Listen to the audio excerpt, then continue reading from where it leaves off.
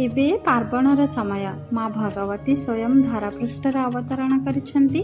आमे नवरात्र रे माँ दुर्गांकर 9टी रूप को पूजा करिथाउ। एही नवरात्र रे माँ का 9 रूप प्रत्येक नारी मध्य थिबा शक्ति को दर्शाई थाए। जेमिति कि माँ का प्रथम रूप शैलपुत्री जे कि एक शिशु कन्यार जन्म को दर्शाई थाए। माँ का द्वितीय रूप ब्रह्मचारिणी जहाँ से ही शिशु कन्यार गुरुकुल आश्रम रे प्रवेश को दर्शाई थाए, अर्थात ब्रह्मचर्य आश्रम रे प्रवेश को दर्शाई थाए। तृतीय रूप माँकर चंद्रघंटा जे कि 10 भुजा अटंती।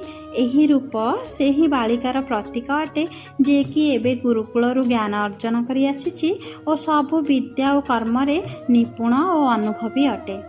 माँकर चतुर्थ रूप कुष्मांडा जे कि एक गर्भवती स्त्री को दर्शाई थाए।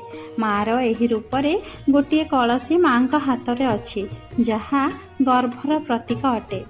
माँ का पंचम रूप अटे स्कंध माता जहाँ गोटे मार प्रतीक अटे जे एबे एक नवजात शिशु को जन्म देइछि।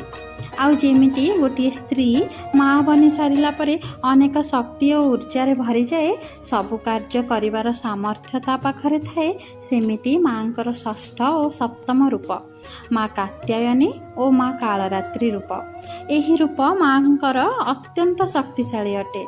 एही रूप रे माँ अनेक असुर और दानवंकर वध मध्य करथिले। माँ का अष्टम रूप है माँ महागौरी जे कि एक संपन्न स्त्रीर प्रतीक अटे जे निज परिवार को उन्नतिर पथ देखाई थाए। और शेष माँ का नवम रूप माँ सिद्धिदात्री जे कि एक वृद्धा स्त्रीर प्रतीक अटे जे निज जीवन रे अनेक साधना शक्ति और अनुभवर अधिकारी अटे और से चाहे तार आगामी पीढ़ी यही शक्ति को ग्रहण करी सर्वसामर्थ्य होई पारू।